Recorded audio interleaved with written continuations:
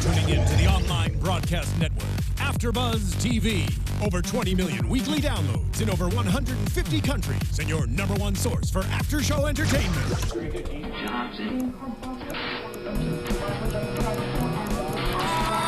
AFTERBUZZ TV, the destination for TV superfans. Producing aftershows for over 300 of your favorite TV shows, interviewing celebrities and showrunners, and bringing you behind-the-scenes exclusives. All thanks to E! Entertainment's Maria Menounos, producer Kevin Undergaro, and internet leader Akamai. Now, let the buzz begin! Fathers, be good to your daughters. Don't sleep with them. I'm gonna live Michael like says you do. no. Pull out all their teeth, impregnate them when they're crying. And Put up that feeding tube in them You're doing too. two parodies at the same time. We are doing and two parodies at the no same one- time. Mine was better. No one could understand either one of you or John I Mayer. was saying that you need to, tie up your daughters, impregnate them, rip out all their teeth, and put a feeding tube in them. Because your AfterBuzz TV. daughters will give birth to more none daughters. of them- AfterBuzz TV does not condone or consent in any of what you may have done based on what Steve Lemieux just said. Okay, Yes. this is referencing directly into the show and John Mayer's love life, potentially. I don't know. Yeah, but we don't know that all those women in that place was his daughter. We don't know that. So, He needs more daughters. better. Guys, thank you for tuning in. This is the Helix After Show here at AfterBuzz TV. We are covering Season 2, Episode 12, entitled Ascendant. Ascendant. Or if I was going to say that in another language, it's entitled Eli. Oh, God. Hi, guys, I'm Eli. Man, can't wait to read the book of Eli. No, this is good. It was a pretty good movie. Denzel and all that. So this episode, a little bit crazy. Lots of little stuff happening in this episode, and kind of a few throwbacks to Season 1. Just to list a few off quickly, Peter screaming while he's chopping up bodies. That's just kind of the norm How for you do. Peter. Yeah, that's how you do. And then releasing the non-dental worked pregnant women. Releasing them? Yeah, releasing Yeah, them. they're on the loose now. They're basically the new vectors. the Prego vector. Yeah. Yeah. They're full of a different kind of Ziz. And we're getting into What? it I pretty was quick. talking about the food that they've been No. getting through feeding tubes. Oh, is that what you're talking about? What were you thinking? Gross. Moving on. So we get a lot of development in this with Soren actually, and with Soren, with Peter, with Kira. I mean, sorry, not Kira. With Julia. I do have to say that unfortunately, Kira was not available to come on tonight. We had confirmed her, but things pop up, and I can't blame people. It happens. 'cause People are busy. This industry has a lot of changing schedules. It happens. And it's Exactly. a holiday weekend, and how often do they get to spend time with their actual family when they're not working I constantly? know, because she's got to go back and film Helix Season 3, right, guys? Hashtag renew Helix.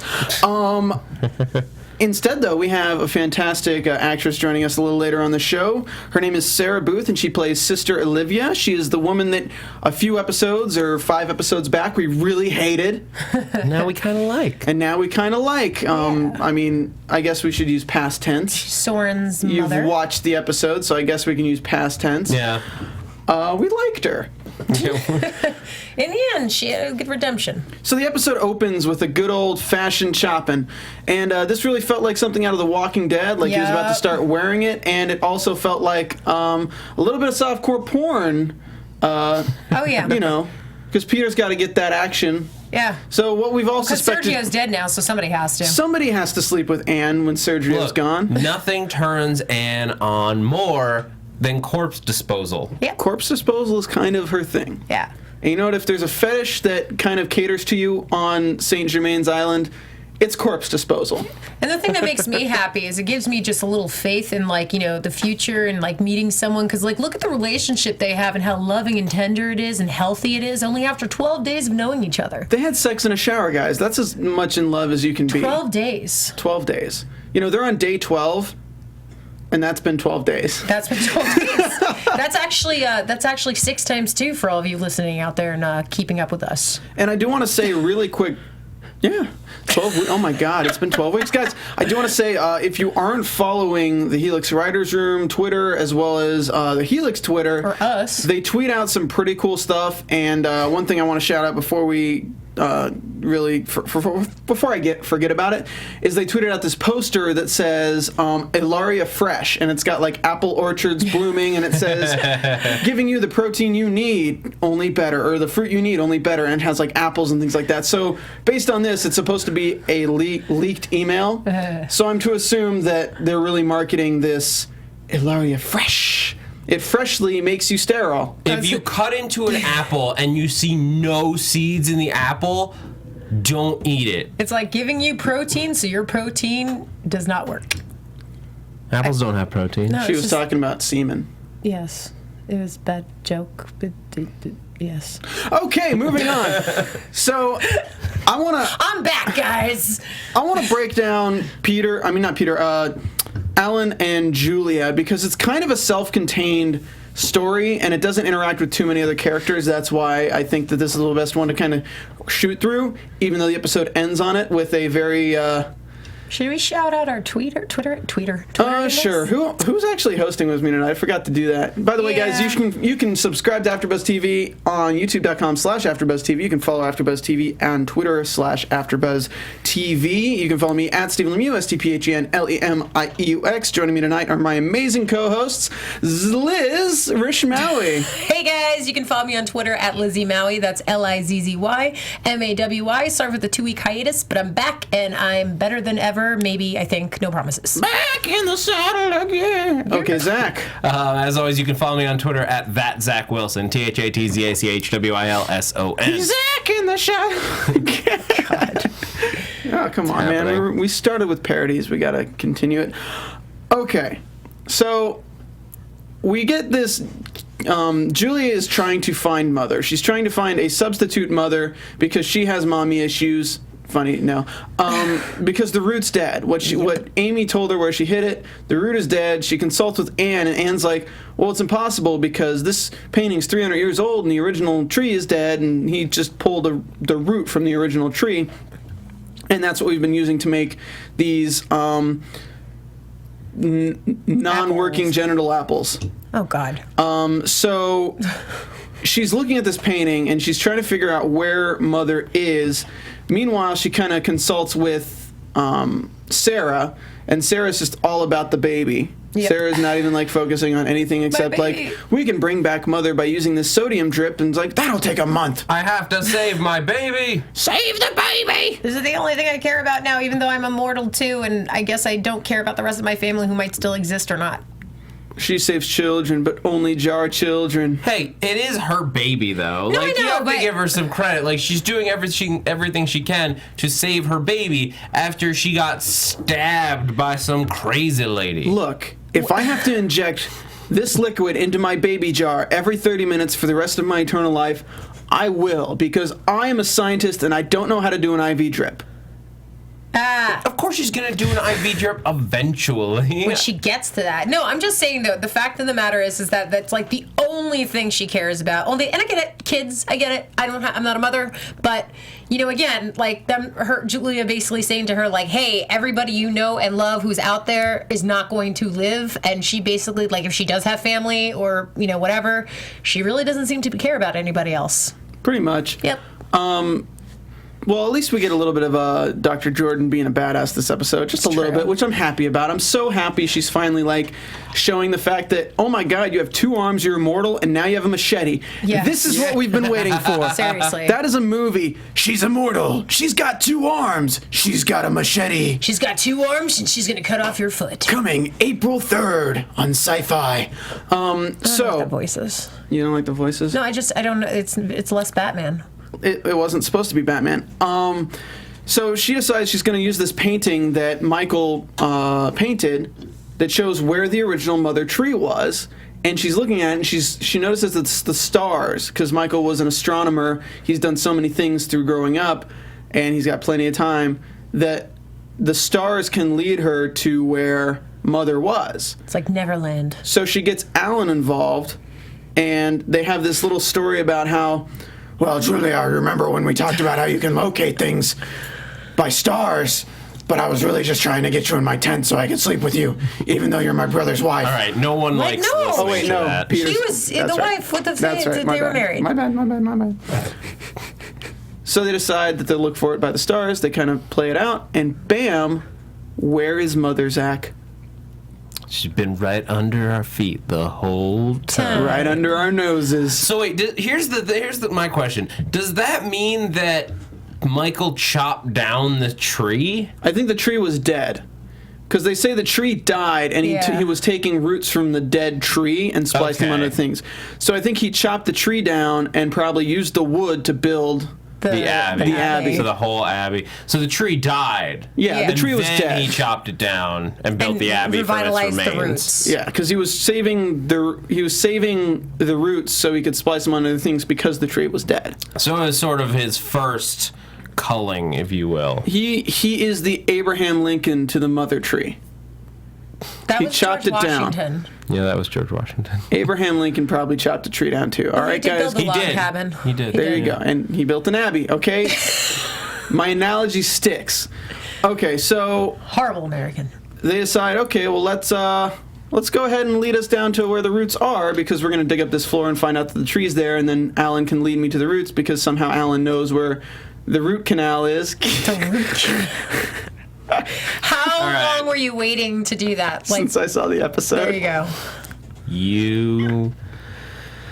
So He's then so they get proud of down himself. under the tree. But they don't get down under the tree. They just go under the No, tree. they They're not just- getting down, though. they just go down Quite the there. opposite. Yeah, they go down under the tree. And Still sounds dirty. well, it is Julia and Alan Farragut. I mean, am I the only one that kind of wish that they had managed to like work their stuff out I feel like they were kind of working their stuff out, you know? until this? Sometimes you just need to bring a gun into the relationship, I guess. I mean, with everything they've been through, I mean, they. And if you're gonna bring one gun in, why not bring two? Exactly. You know, who's immortal without a gun? Yeah. So, randomly from another storyline, you see a pregnant, toothless lady run by and go, "Ah!" And they drop the flashlight. And when they're getting back up, they're like, oh my God. Yeah, neither one of them thinks, oh, that's probably something worth investigating. Yeah. Well, also at the same time too, it's like they're on a mission. I get not to divert from the mission. At least get the route and then maybe investigate because that probably should be like priority number one. Fair enough.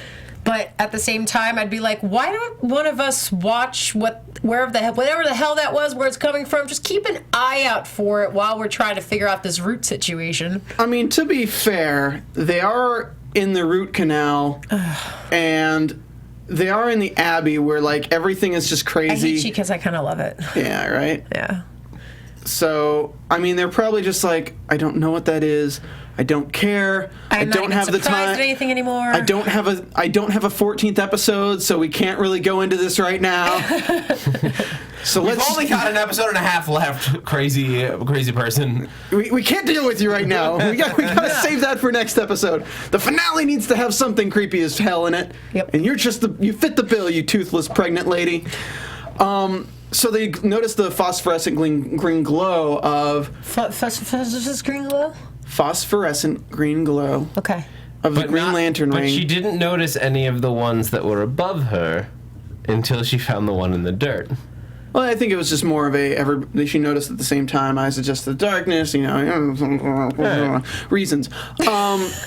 So she's like, oh my God, the sap has bonded with Mother and the fungus, and we can extract it from the fungus and make a mycotic cocktail, that will not turn people into mycotics, but it will make them infertile. By drinking my cocktail. Yes. Drinking the Julia cocktail. This is like the most audibly offensive podcast we've ever done. I mean, hey. So, right at this scene, when they realize that, and Alan's talking, but Alan tells her his theory. It might have been earlier in the episode, but is this where she calls him the conspiracy theorist? Yes. It was like right around there where he kept on talking about Ilaria and all the things that they were planning to do and saying, wake up, Julia was way too easy. Well, the big thing is that he still thinks that, well, he's convinced at this point that Narvik C isn't even what she thinks it is. Like, it's the worst thing possibly that they could have. So I'm actually on his team.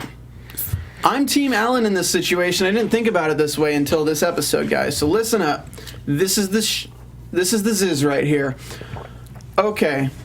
So Julia starts working for Ilaria. Obviously, they know that she's Hataki's daughter. Obviously, they know who she is, and obviously, they're not going to like let her in on every little thing and be a council board member because they know she's not really looking out for Ilaria's best interests, right?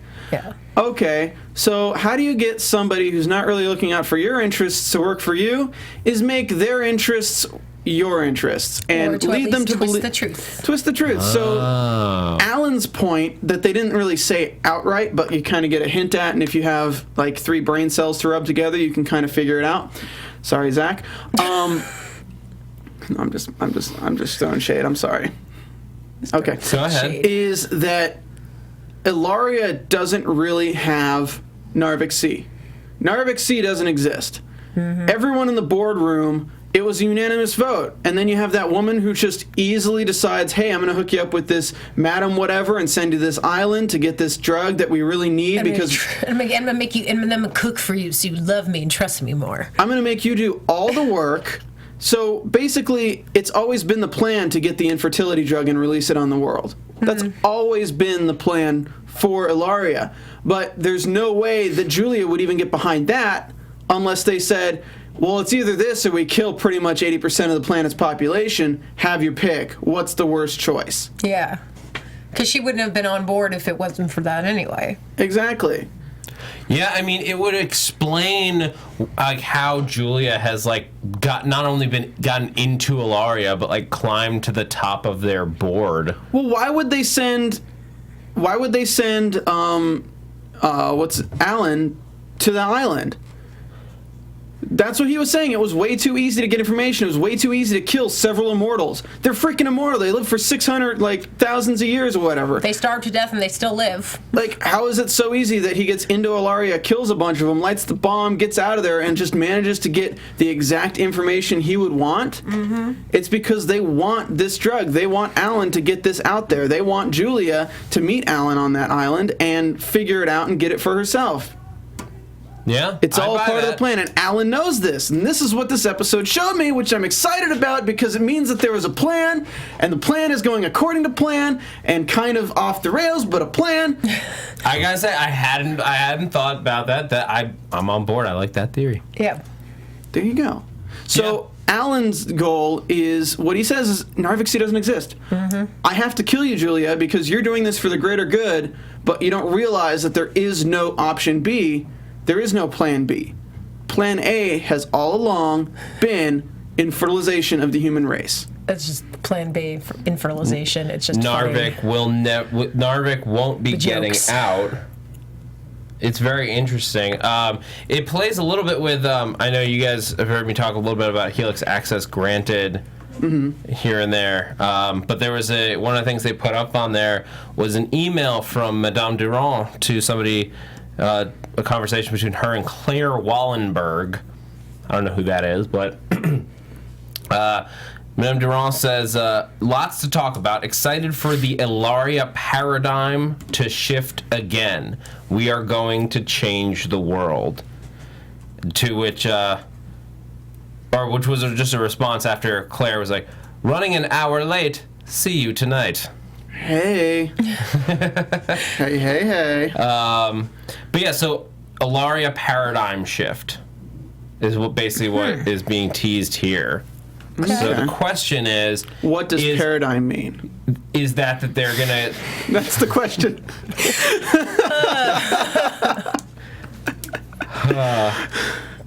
The status quo. Yeah, I know. Which is probably not any easier if you don't know what it means, but.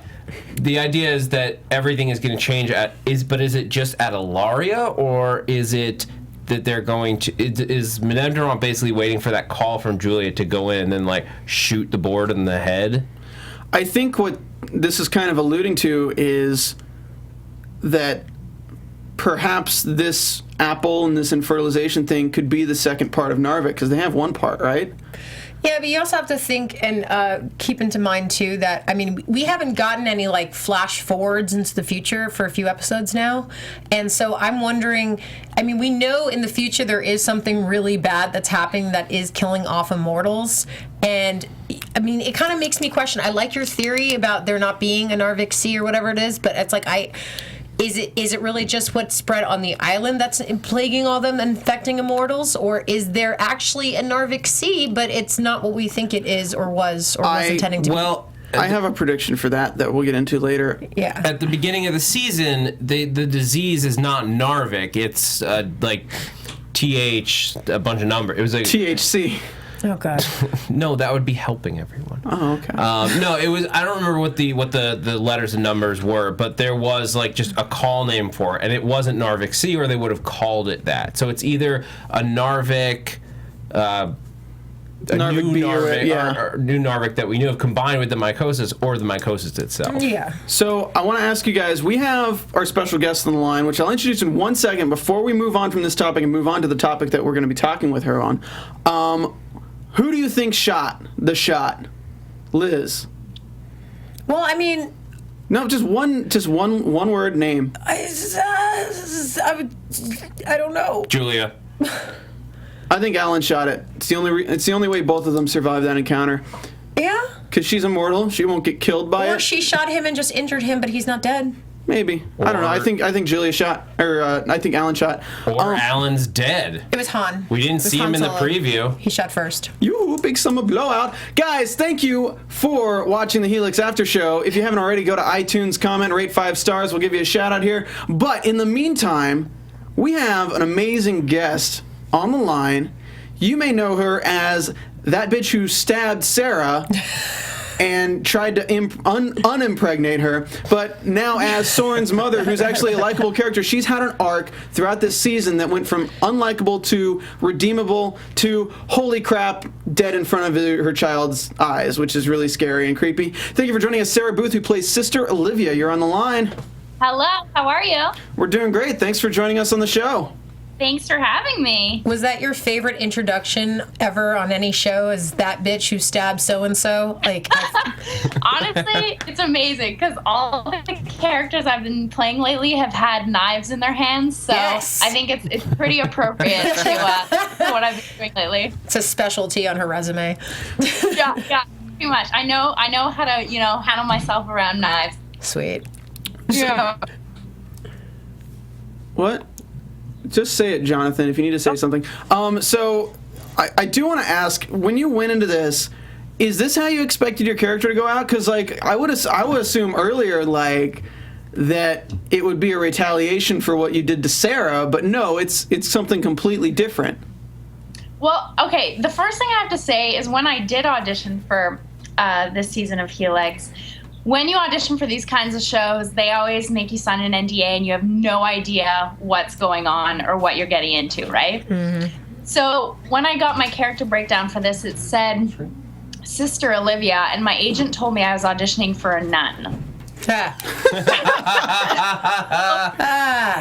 So with the kind of things I've been playing lately, I was like, really? Like, I play drug addicts and prostitutes. They want me to go in for a nun? I was like, all right. So I went wearing all this black clothes, and I was like super really polite and everything. And then as soon as I get through the first audition, they tell me, come back for another read. And then I get a little bit more on the character, and I was like, oh, okay. This is a completely different direction than I was thinking of. So, but no, I think what's so fun about these shows is that when you get into it, you don't know, as a smaller character like I had, you don't know if you're going to be there for 1 episode, 2 episodes, or 13 episodes. You have no idea. And they kind of have an idea of what they're going for the season, but it kind of changes over the season. So I really had no idea how long I was going to be there. So every time I left set, I was like, bye guys, maybe see you guys again. Because you don't know if you get that script and it's like, I'm dead, bye, So it's kind of fun. I had no idea what was going to happen with my character, and I had no idea people would hate my character so much. God forbid they would hate your character for stabbing a pregnant lady. I mean, what? Who knows, right? Maybe they would have been sick of Sarah by then, but I guess not. I mean, a little bit. Well, a little bit. Yeah, a little whiny. I mean, you can't. I was. No. She's like, so I did something about it. That wasn't even the script. She just, did it. And they were like, we like it. Yeah, I was pretty impressed with how far Olivia would go, definitely. I will say that your portrayal of a nun from having gone to Catholic school for 1 year was actually pretty spot on, so you can be proud of that. Yes. Stabbing as well. So breaking into this storyline, you have a change of heart now that Soren is back at the Abbey. Soren is safe, your son is safe, you're no longer on that cult train drinking the Kool-Aid and telling everyone that the doctors are evil. Because the doctor saved your son. Exactly. Well, I mean, I think Olivia always had she's always the one from the beginning that was always kind of, skeptical and she always had that little, but what, how come, kind of attitude. So, I think it's really interesting that at the beginning she was really skeptical of these doctors. And then at the end, she's the one that ends up kind of, shouting out and helping them out. So it's definitely a huge shift. But, I think with her son coming back, I just think she seems to be really good at pulling 180s, I would say. Yeah. I think she's probably surprising and being swayed. I think she's probably, the funniest thing about it, though, when you think about it, is she's probably, aside from maybe, say, Sarah, but that's a totally different thing with an unborn baby, she's probably the only character on that island who actually is a good mother. When you think about it. I mean, think hard about it. Yes, I totally get where you're coming from, but there's also moments where I was like, but, she totally loves her son and is dedicated to him. But then sometimes I would be like, but Olivia, your son's been gone forever. Like, go chase him. Go find him. Well, to the extent of these people how brainwashed they are and drinking the Kool-Aid in this cult, because she always is like, but where's the son? And then they're like, believe. And she's like, okay, I believe. Exactly. But Soren. He's on his path. Yeah. Yeah. I think she is, of course she's a good mother. She wants the best. She wants the best for her son. She would never willingly say, oh, he's gone. Like, oh, I never really wanted a kid anyways. Perfect. She obviously wants the best for her child, but that's the thing. Yeah, she's brainwashed, she has to, I think the one thing with Olivia that I found really interesting is that that's the one thing that she has, is her faith and her belief in this community. And as soon as that gets shaken up, that's when she goes and she helps the doctors, because I think after she loses that, she really has nothing left, because that's her entire life. Well, I think it's also interesting because they actually did your character in a way that made us care about more of what she's doing and not just have her be the character that's, where's Coral? Not be Lori from freaking Walking Dead wondering where your son is every episode. You kind of, in a way, it's sad because you kind of give up on the fact that your son could even be alive, but on the other end, it does give you that redemption when you find out he is alive and you do change your mind. Because I hate characters that can have a truth in their face and just completely deny it and still hate something. The fact that your character made the mental shift when you discovered your son was alive and attribute it to these people, it actually makes your character more believable, in my opinion. Yeah, definitely. Especially after she's seen all this death around her. The fact that she kind of did accept that her son might not be coming back. Because pretty much, as they say, everyone drank the Kool-Aid. And, she's seen everybody go around her. I think the fact that her, she actually sees her son being saved by these doctors and coming back really, revives her faith in something at least. And I think that ends up being them, but unfortunately doesn't really work out for her in the end. So what was it like filming that last scene with Sister Olivia, where you have Soren right behind the doors, and I don't know if he was actually behind the doors when you were filming, but just having to get in that mind space where your son is watching you get choked to death, and then your neck cracked. First of all, Cameron, who plays Soren, is an amazing actor. He's so good, so good. And yes, he was behind that door while we did it because they were shooting, over the shoulder for him. So he had to be in the closet when that happened, and he was. He made me cry so many times that day. He's just so emotional and so great. But it was really fun because I've known Neil for a while now because we're both from Montreal. So we worked out the whole struggle and fight, and we did it so many times. I have to say I was quite sore the next day, but it was totally worth it. It was totally worth it. It was pretty emotional because we shot it in sequence. So by the time I was lying on the ground and he was crying over me, I was done on the show. And, my son is just bawling over me, and I'm trying not to cry on the ground while the camera's over me because I obviously, can't breathe and can't show them I'm actually alive. But it was pretty intense. It was Neil's a really, physical dude, and I have some background in stunts as well. So when we did it, we really went all the way, and I don't know, I think it turned out really well.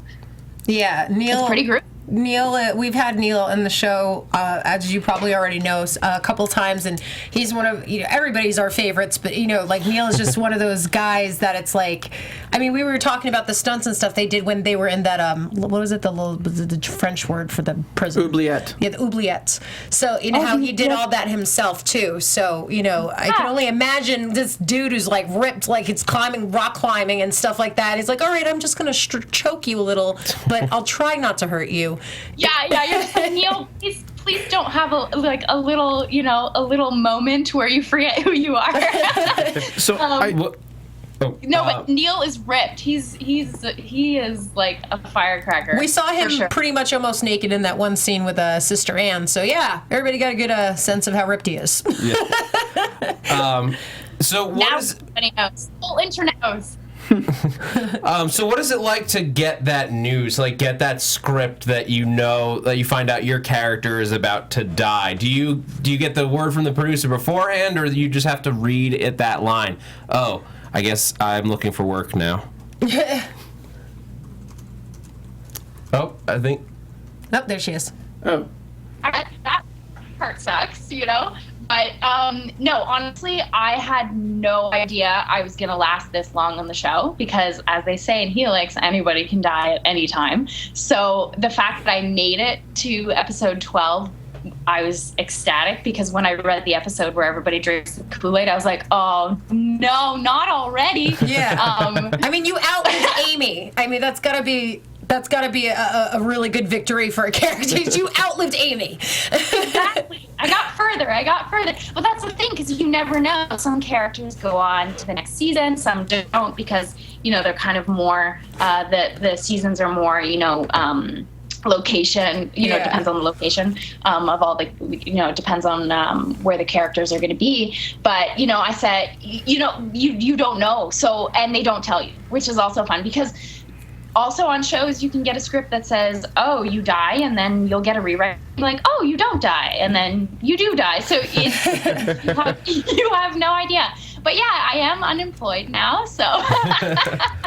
But no, when I read the way that my character dies, I was pretty happy, that it wasn't just, oh, she dies with the rest of them. It wasn't Sergio. Yeah. That I got my own special death. Yay. So I want to actually talk about that death in the way that we had a conversation last week on pointless deaths, and somehow the deaths just don't seem to do it for us when it's such a main character. Yeah.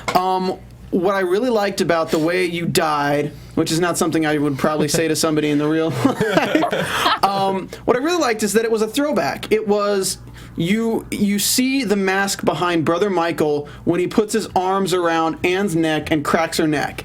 And it shows the power, and it shows that... Agnes. Wait. Agnes, that's what I meant. Agnes. It shows his power, and it shows his willingness to cut off loose ends like that, and he's not afraid to do it.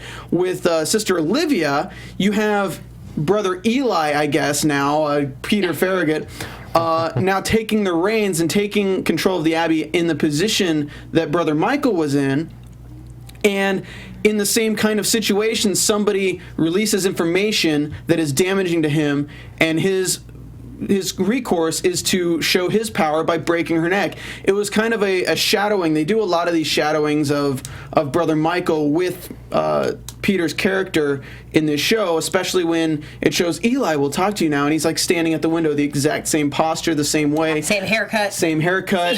From behind, he looks like the exact same person. Yeah, we made a comment about that earlier in this series when Michael was still around, that they really could pass as brothers, almost to just the way the actors look in general with the haircuts. So. Get it? Because Brother Michael and Sleeping with the same daughter, you know.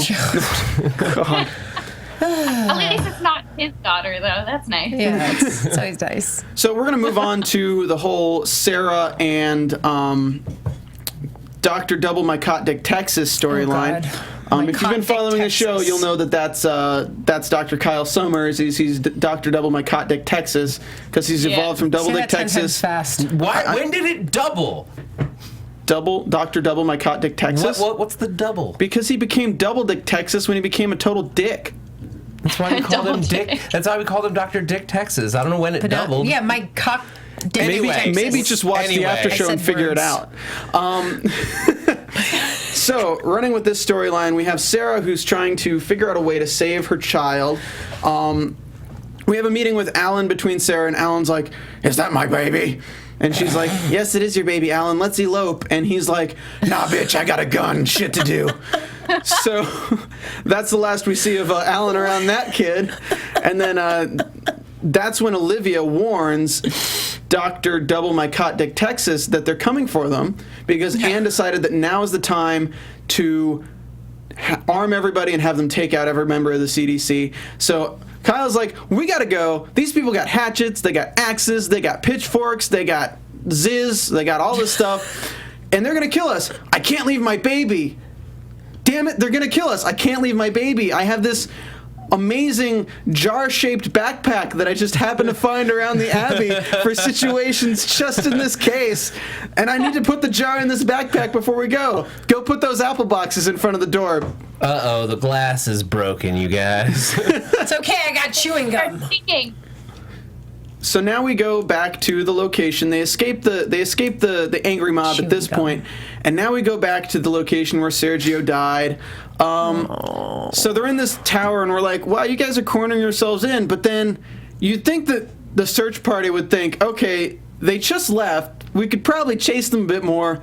But luckily, they give up just in time for Sarah to have this large conversation with Dr. Double My Cot Dick Texas in the stairwell about how the jar is leaking. Luckily, he has some juicy fruit. It's so scientific.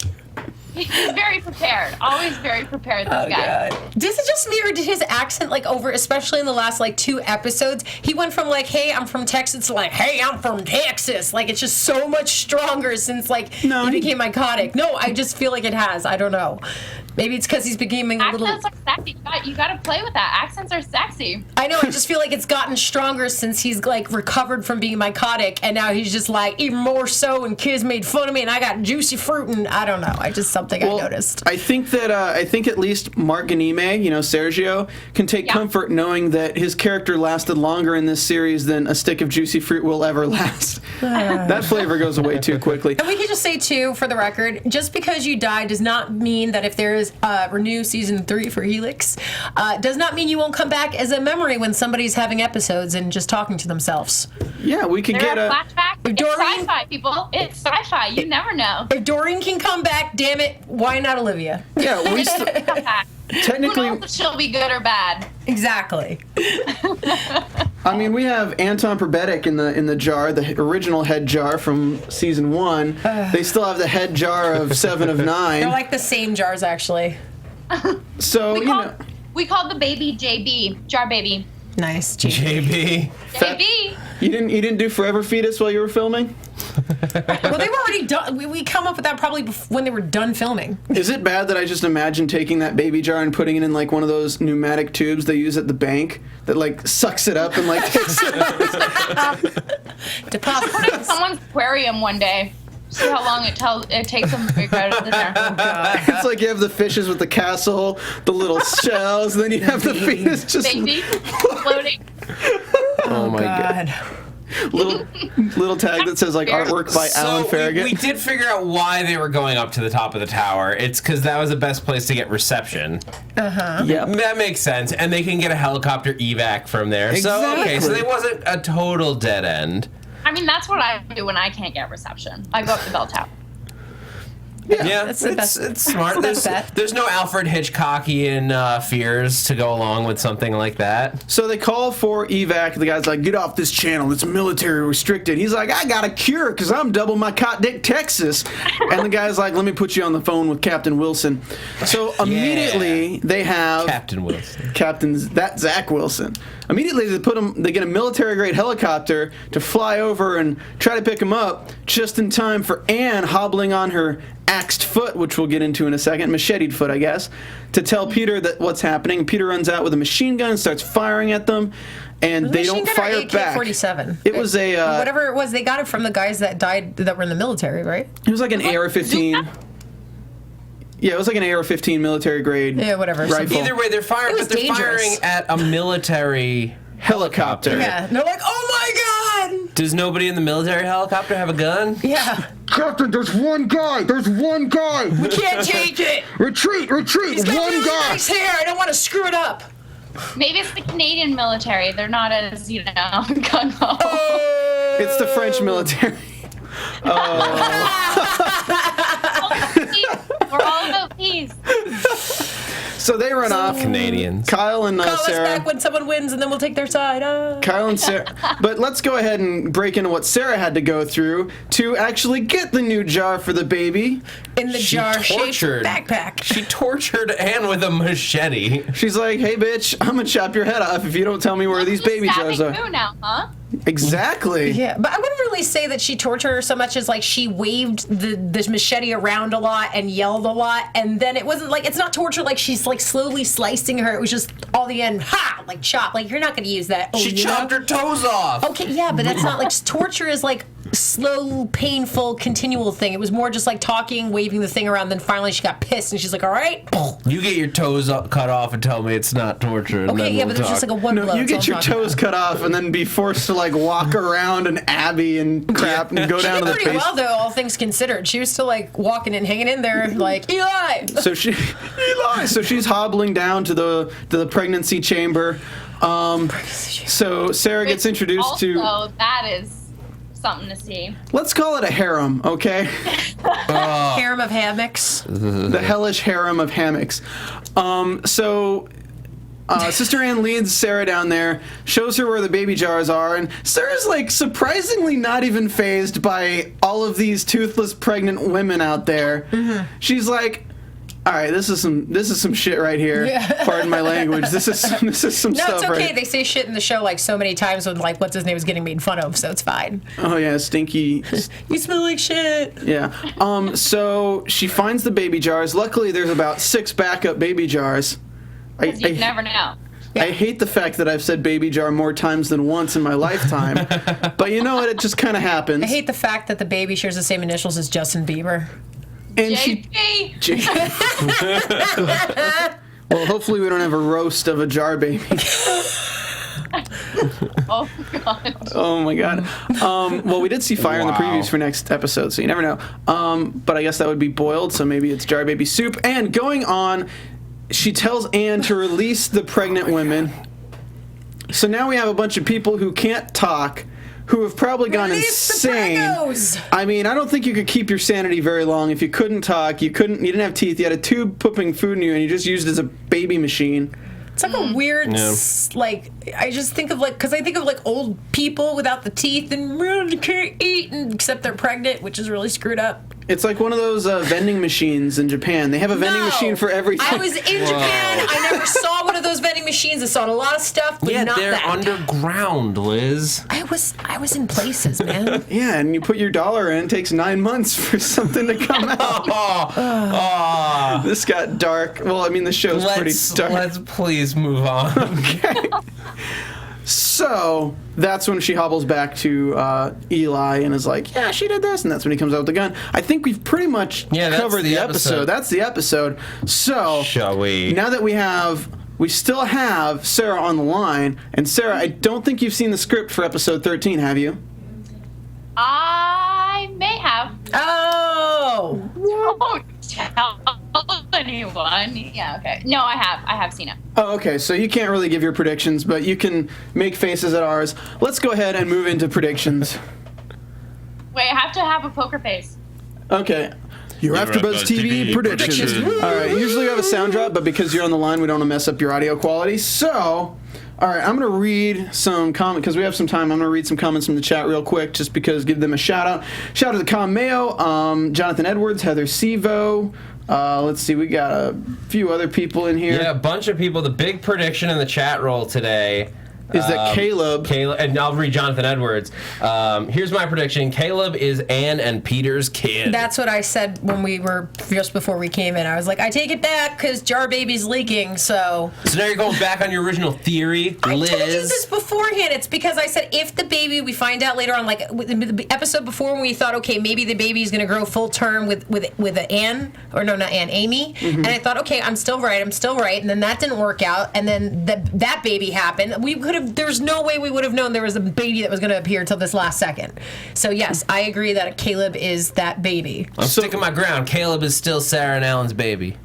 I think Predicted. I think Caleb is probably the new Eli baby. Honestly, it's Ooh. probably the only reason. Or somehow they fuse that baby with Jar Baby. No. Now you're just being crazy. Yeah, that's- Listen, it's Helix. I will not. They grafted the They're two making babies together. They're making like baby turducken. They're gonna put the baby in. no. I was thinking more of like, You hold your Ghostbusters tongue, 2, sir. where like the painting wants to become the baby, so it's like that with Jar Baby and that baby. All right, let's get in. I'm gonna say the thing. I still think it's possible that Anne ends up tied into one of those pregnancy hammocks with a feeding tube in, and immortal left there. Ooh. Like, I still think that's possible. That's deep. I think if Eli has some cards in play, and he might have the syringe full of some spinal fluid, if that's in play at all, if there's any left, I don't know. Thought, to go back on exactly what I just said, what if we find, like, Julia is, because in the future she's on the island, what if she finds somewhere, like, in that, like, deep in the Abbey, Sarah is been sitting there for 30 years injecting the serum into the baby to keep it alive, because she's immortal, so she could still be there without any food or anything. She's just been living there for 30 years, refreshing the fluid in It's the like jar. having Internet Explorer for 30 years and just like refresh.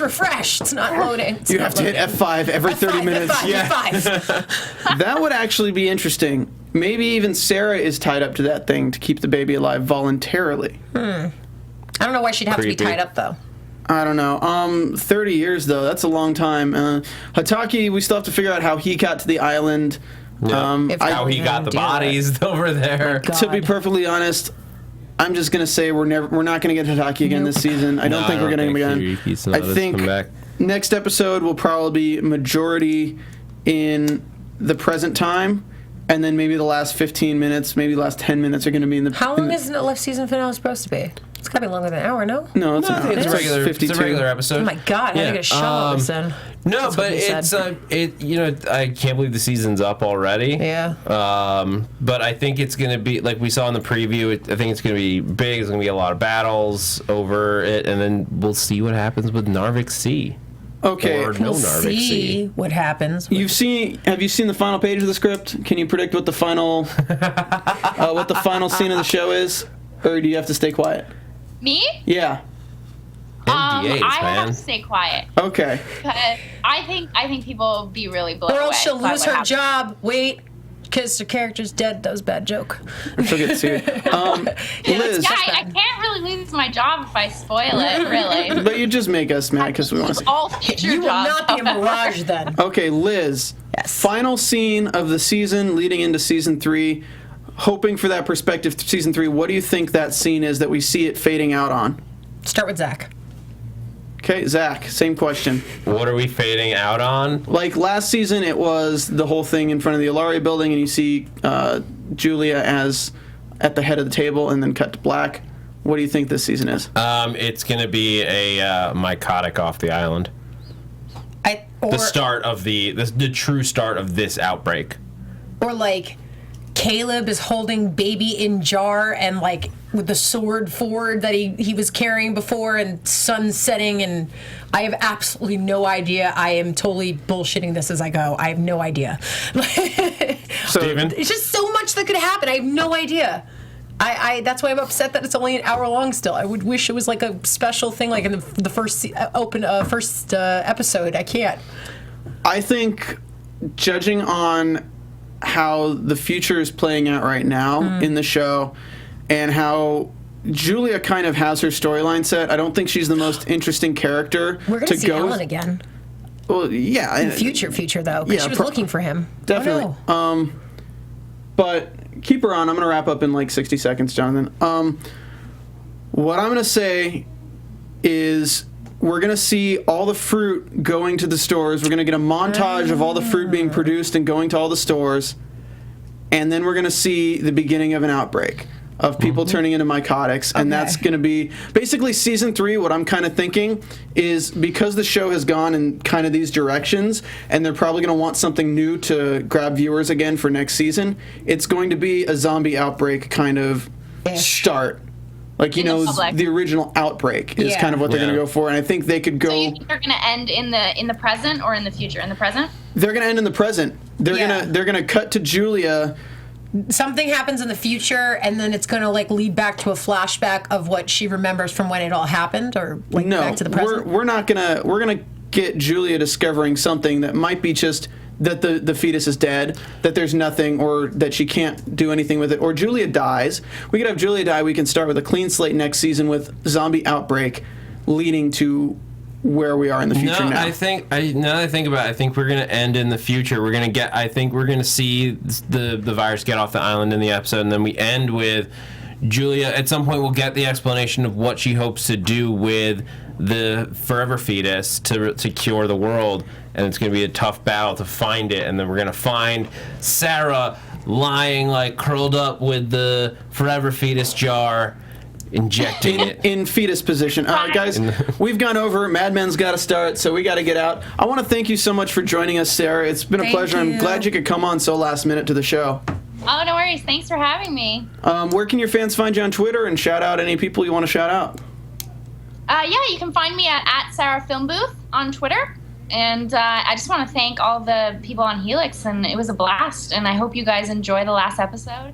I have a feeling that you have no idea what the hell is She's going to being happen. nice. She's like, I just heard what you think, so you don't know. All right. Well, thank you for joining us. Zach, where can we find you on Twitter? You guys can follow me on Twitter at @ZachWilson, ThatzachWilson. And also here at AfterBuzz, coming up later tonight, the season finale of Better Call Saul with Stephen Lemieux over here. Liz? Hey guys, you can find me on Twitter and Instagram at Lizzie Malley. Like I said before, it's at LIZZYMAWY. And I will be here next week for the season finale. All right, guys, and you can find me on Twitter at Stephen Lemieux, STPHENLEMIEUX, as well as with Zach tonight on the Better Call Saul after show for the finale of the season. We'll see you guys next week for season 2, episode 13, the finale of season 2 on Helix. Ba-ba-ba! From executive producers Maria Menounos, Kevin Undergaro, Phil Svitek, and the entire AfterBuzz TV staff, we would like to thank you for listening to the AfterBuzz TV network.